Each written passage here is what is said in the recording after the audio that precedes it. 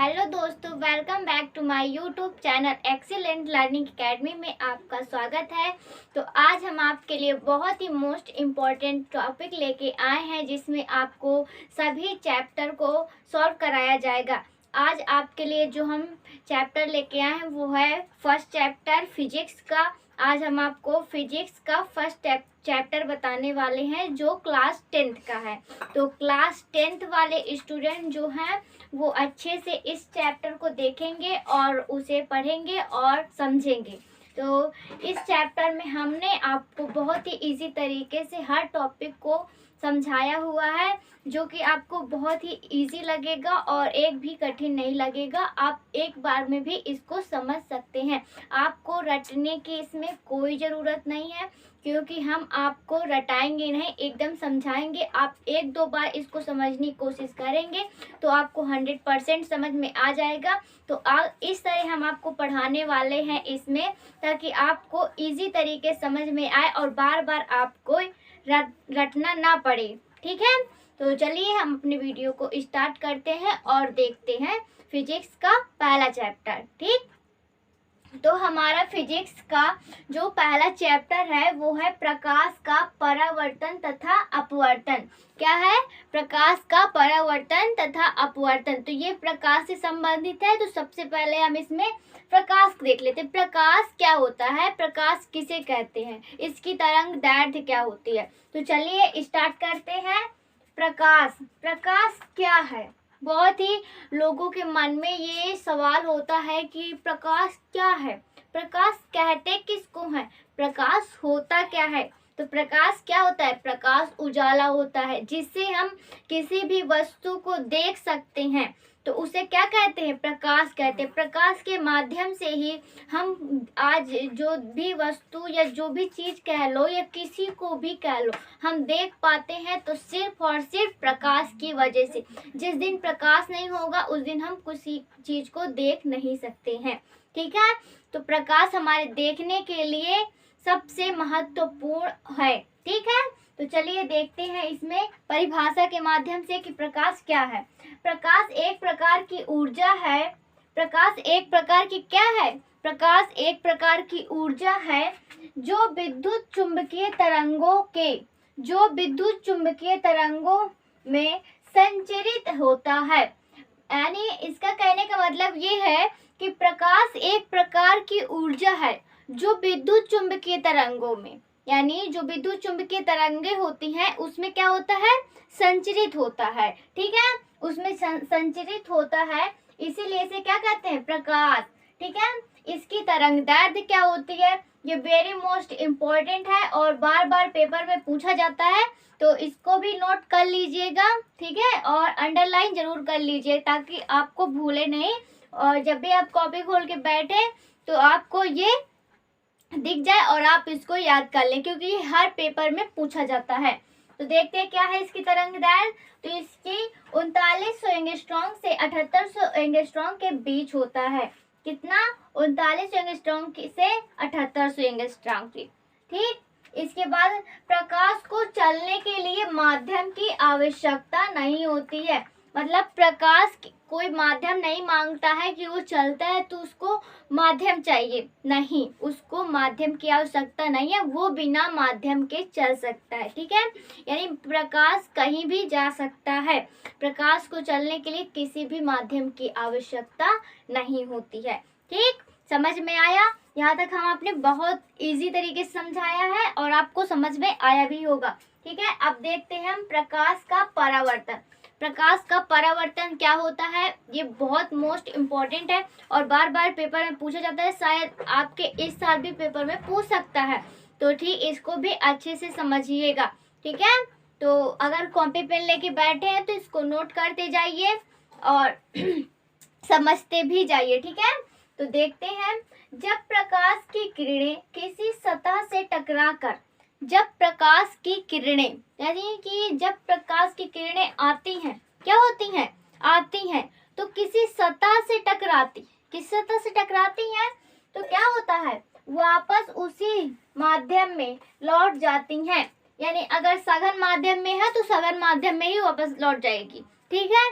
तो यदि प्रकाश की किरणें जैसे आ रही हैं, सूर्य का प्रकाश है इधर से, तो इधर से आ रही है तो क्या होगा, सतह पे गिरेंगी, किसी सतह पर गिरेंगी, वहां से आएंगी, किसी सतह पे गिरेंगी और पुनः उसी माध्यम में लौट जाएंगी। ठीक है, उसी माध्यम में लौट जाते हैं। इसे क्या कहते हैं, प्रकाश का परावर्तन। क्या कहते हैं, प्रकाश का परावर्तन।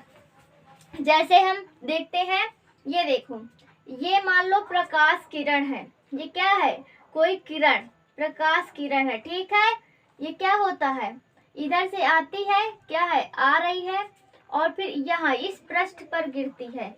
ये हमारा क्या है, आपतन बिंदु। क्या है, आपतन बिंदु। इसी को क्या कहेंगे, आपतन बिंदु कहेंगे। ये हमारी है आपतित किरण, इसको क्या कहेंगे,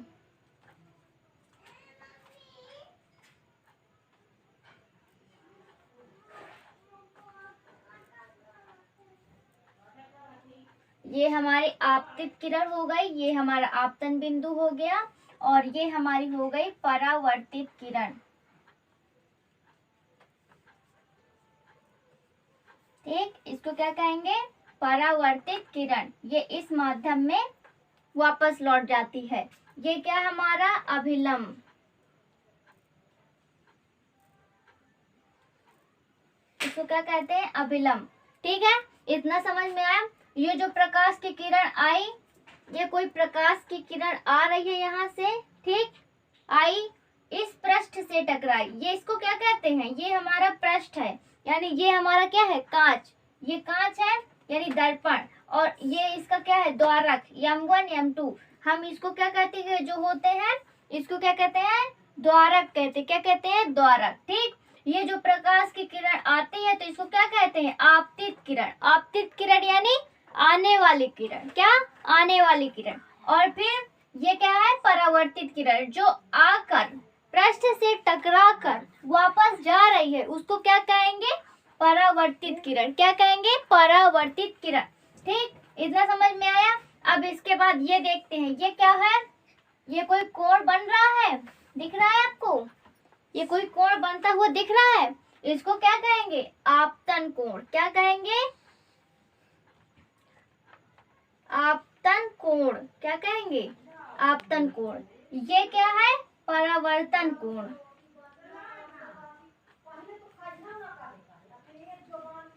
ये क्या है, परावर्तन कोण। ठीक है, अब एक बार और समझा देते हैं आपको। देखिए, ये हमारा कोई पृष्ठ है, क्या है, ये हमारा कोई पृष्ठ है, ये जो किरण आ रही है, यानी ये सूर्य का प्रकाश यहाँ मान लो, और यहाँ से कोई किरण आ रही है, तो इस पृष्ठ से टकराएगी, यानी यहाँ इस पृष्ठ में गिरेगी। ये क्या हमारा दर्पण, इस पृष्ठ में गिरेगी और इस पृष्ठ से टकराकर, इस पृष्ठ से टकराकर पुनः उसी माध्यम में, ये क्या है, वही माध्यम है ना, पुनः उसी माध्यम में वापस लौट जाएगी। क्या होगा, वापस लौट जाएगी। तो ये क्या कहलाएगी, परावर्तित किरण। क्या कहलाएगी, परावर्तित किरण। तो इसको हम आपतन बिंदु कहते हैं, और इसको हम अभिलंब कहते हैं, जो लंब बनता है तो उसको अभिलंब कहते हैं, इसको परावर्तित किरण कहते हैं, और इसको आपतित किरण कहते हैं, यानी अपवर्तित किरण कहते हैं। ठीक है, और इस जो कोण बनता है तो इसको आपतन कोण कहते हैं, और जो परावर्तित में लंब से कोण बनता है तो उसको परावर्तित किरण कहते हैं, यानी परावर्तन कोण कहते हैं। ठीक है, इतना समझ में आया है आपको।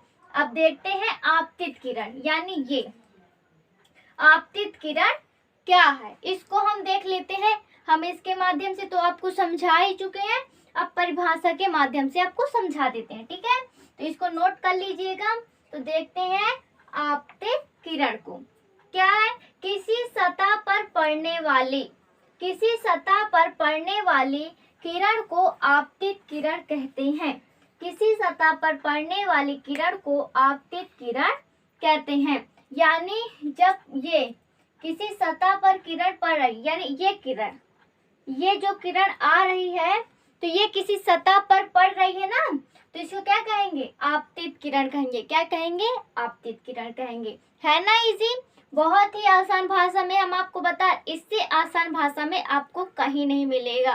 तो बहुत ही आसान से आसान भाषा में हम आपको समझा रहे हैं, ठीक है। तो आगे देखते हैं हम आपतन बिंदु। क्या?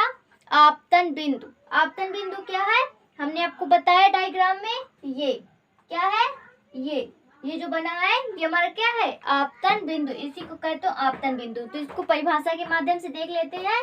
जिस बिंदु पर आपतित किरण सतह से टकराती है, जिस बिंदु पर आपतित किरण, ये आने वाली किरण सतह से टकराती है, उसे आपतन बिंदु कहते हैं। इसके कहने का मतलब ये है कि जब आपतित किरण आती है और सतह से जहां टकराती है वही बन जाता है आपतन बिंदु। क्या बन जाता है? आपतन बिंदु। जी हाँ, एकदम इजी भाषा में है। जैसे ये आ रही है यहाँ से, यानी जब कोई किरण किसी पृष्ठ पर टकराती है तो वही क्या बन जाता है? आपतन बिंदु। क्या बनता है? आपतन बिंदु। ठीक है, तो बहुत ही इजी है ना, है इजी? बताइए, अगर अच्छा लग रहा है तो वीडियो को लाइक करिए। तो चलिए इसके आगे का देख लेते हैं। हमने इसके आगे का देख लेते हैं हम। क्या है? परावर्तित किरण। अगली डिफिनेशन क्या हमारी? परावर्तित किरण। परावर्तित किरण की डिफिनेशन देख लेते हैं हम। डायग्राम के माध्यम से आपको बता चुके हैं, तो आपको पता है परावर्तित किरण क्या है। जो प्रकाश की किरण आती है तो पृष्ठ पर गिरती है, पृष्ठ पर गिरती है तो क्या होता है? पृष्ठ से टकरा कर क्या होता है? उसी माध्यम में वापस लौट जाती है। उसको क्या कहते हैं? परावर्तित किरण कहते हैं। ठीक है, तो परावर्तित किरण आपको पता ही है, लेकिन परिभाषा के माध्यम से हम आपको लिखा देते हैं। तो देखिए इस प्रकार है। जिस माध्यम से चलकर आपतित किरण सतह पर आती है, यानी जिस माध्यम से चलती हुई आपतित किरण जिस सतह पर आती है, उसी माध्यम में लौटने वाली किरण को, यानी जैसे हमने आपको बताया है, जैसे ये किरण आ रही है तो इस माध्यम से आ रही है और पृष्ठ से टकराकर उसी माध्यम में जा रही है, तो इसको क्या कहेंगे? क्या कहेंगे?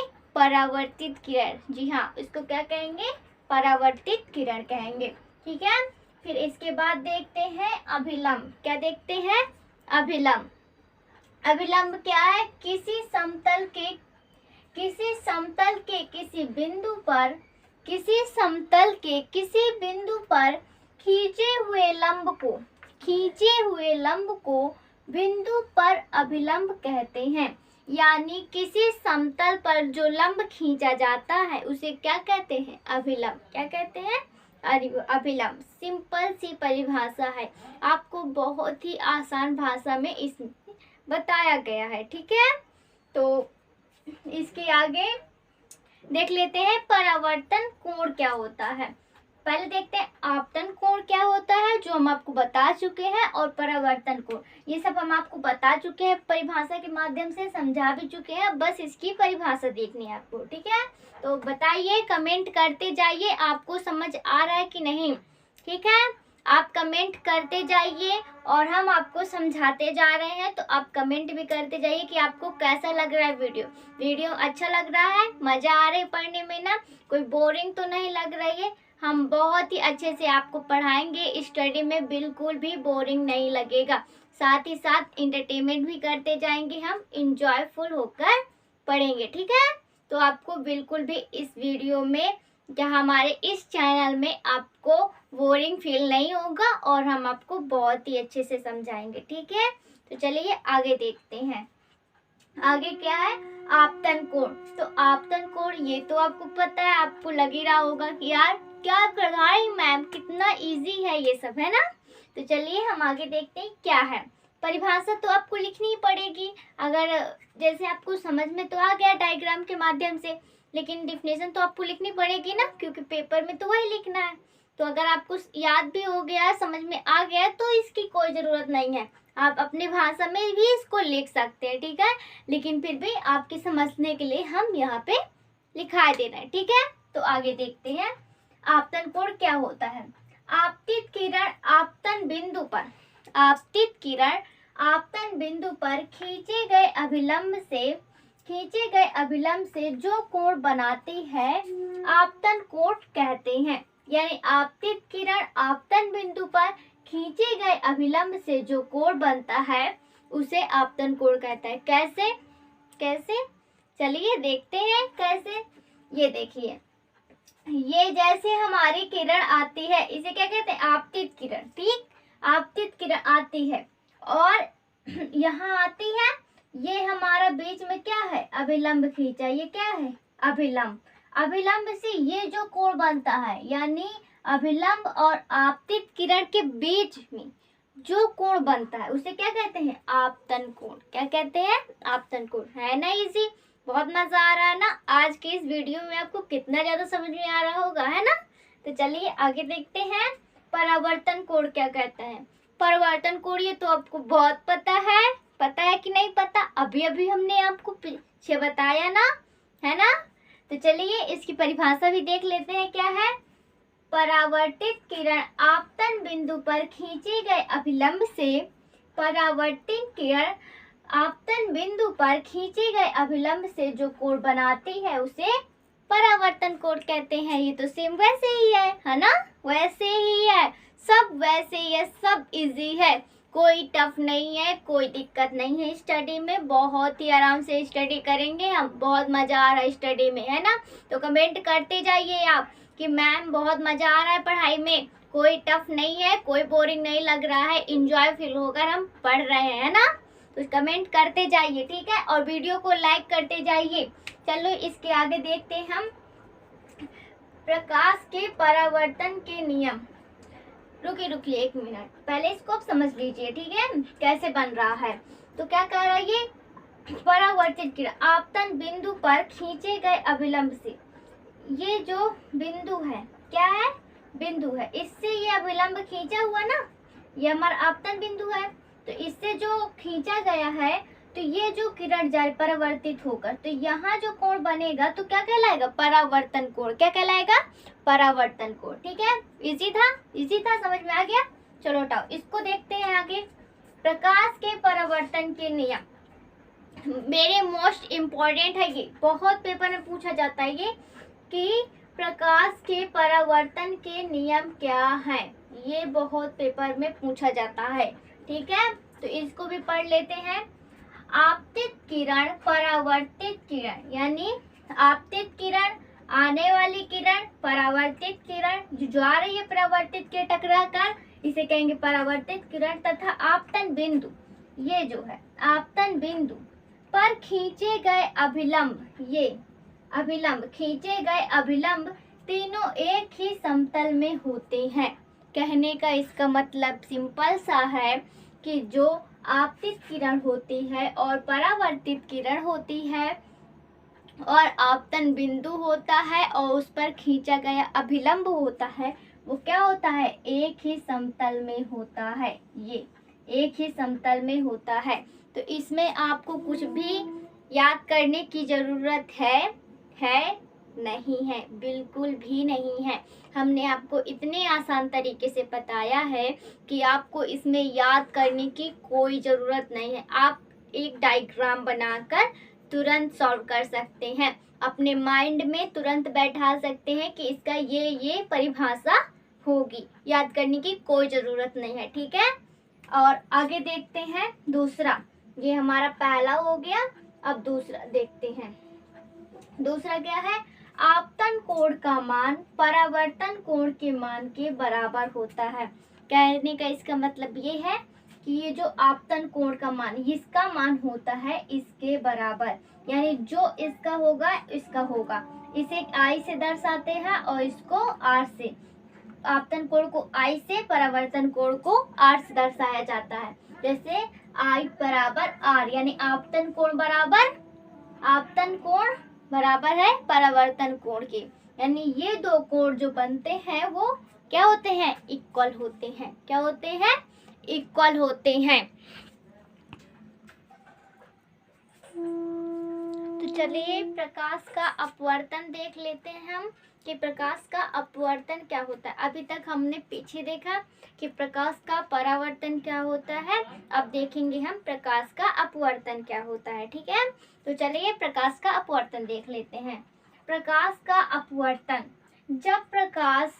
जब प्रकाश कोई किरण यानी जब प्रकाश की कोई किरण किसी विरल माध्यम से सघन माध्यम में प्रवेश करती है, यानी विरल माध्यम से सघन माध्यम में जाती है, तो क्या होता है, किरण अपने मार्ग से यानी जाते हुए कोई रास्ता है उससे, मार्ग क्या कहते हैं, रास्ता को, यानी अपने मार्ग से थोड़ा विचलित हो जाती है। क्या होता है, विचलित हो जाती है, इसे ही कहते हैं प्रकाश का अपवर्तन।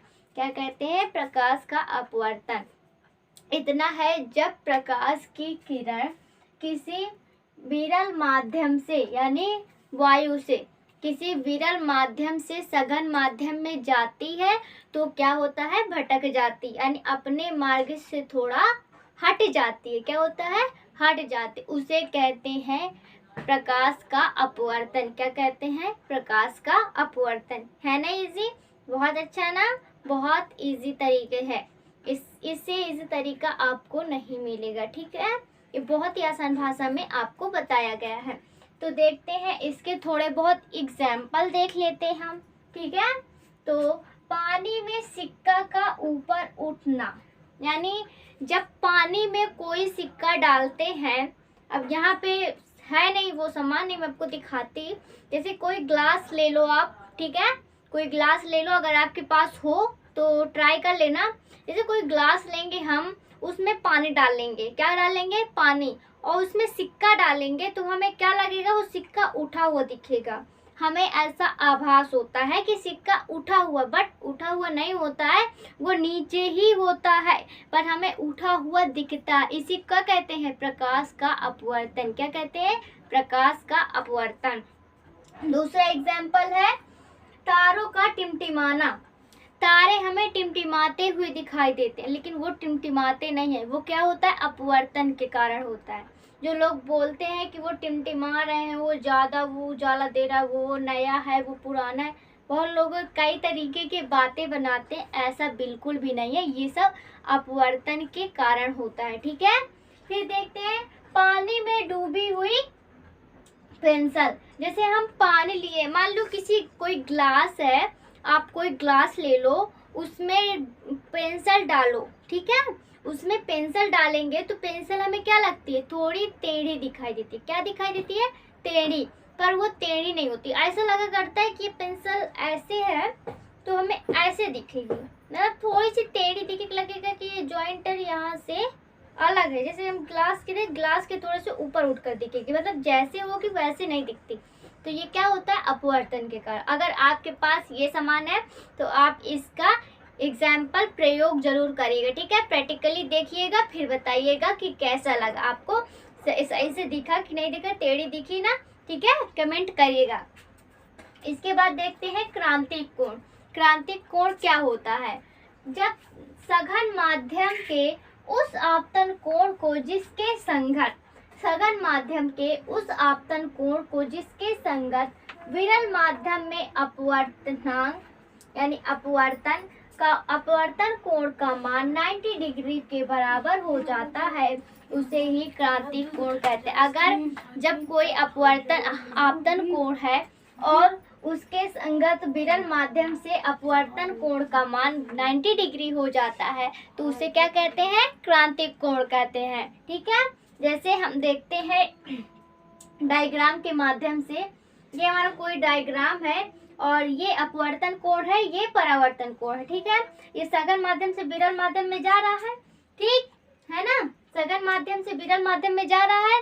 तो जैसे जैसे हम अपवर्तन कोण का मान बढ़ाएंगे, यानी जैसे हम अपवर्तन कोण का मान बढ़ाएंगे, इसका कोण क्या होगा, घटता जाएगा, क्या होगा, बढ़ता जाएगा। तो ये धीरे धीरे क्या हो जाएगा, 90 डिग्री, कितना हो जाएगा, 90 डिग्री का। जैसे देखो, ये हमने इसका कोण का मान जितना ऐसे बढ़ाया ये ऐसे बढ़ाया तो क्या हुआ, इसका बढ़ा कोण, इसका कोण बढ़ता जाएगा।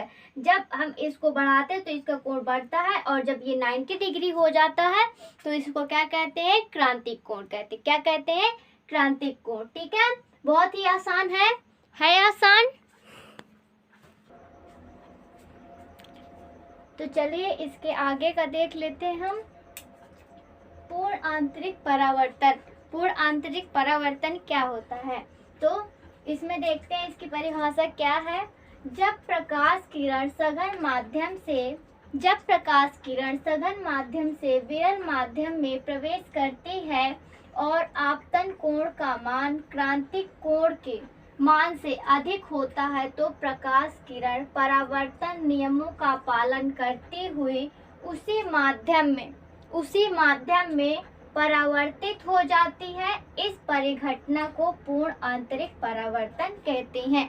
इस घटना को क्या कहते हैं, पूर्ण आंतरिक परावर्तन कहते हैं। कैसे, फिर से देखते हैं एक बार। देखिए, जब प्रकाश किरण सघन माध्यम से, यानी सघन माध्यम से विरल माध्यम में जाती है, जैसे सघन माध्यम में तो विरल माध्यम में जाती है, तो क्या होता है, आपतन कोण का मान, हमने बताया ना, जो आने वाली किरण है, यानी जो आते हैं उसका कोण का मान क्रांतिक कोण के मान की, यानी 90 डिग्री के मान से क्या होता है, अधिक हो जाता है, और अधिक हो जाता है। तो क्या होता है, किरण परावर्तन नियमों का पालन करती, यानी नियमों का पालन करते हुए उसी माध्यम में वापस लौट जाती है। इसे ही कहते हैं पूर्ण आंतरिक परावर्तन। ठीक, अब ये देखिए, जैसे ये किरण आई और इसमें जाती है तो क्या होता है, इसका मान इससे अधिक हो जाता है, तो क्या होता है, ये इधर चली जाती है, यानी यहाँ आता तो 90 डिग्री रहता, इससे और गया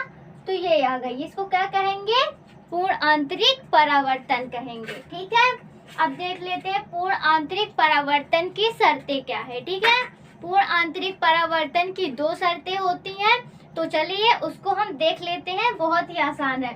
पूर्ण आंतरिक परावर्तन निम्न 2 शर्तों का होता है। पहला है हमारा, क्या है पहला, देख लेते हैं।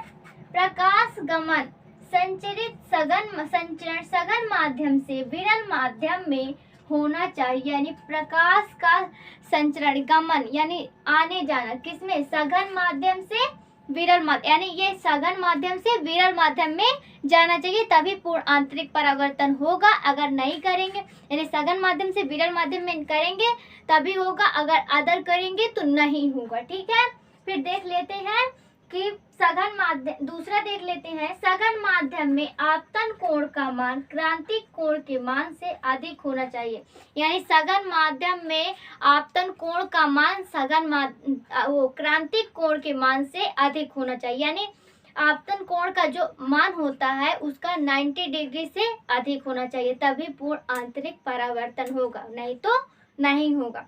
तो आज के लिए बस इतना ही। एक मिनट, इसका एग्जाम्पल हम समझा देते हैं। कांच में पड़ी हुई दरार का चमकना, ये किसका एग्जाम्पल है, पूर्ण आंतरिक परावर्तन का। रेगिस्तान में परिच्छता। ठीक है, तो आज के लिए बस इतना ही, आज इतना ही करते हैं, आगे का टॉपिक आगे देखेंगे। और अगर ये वीडियो आपको अच्छा लगा हो तो लाइक करिए और वीडियो को कमेंट करिए और अधिक से अधिक अपने दोस्तों को शेयर करिए। Thank you so much.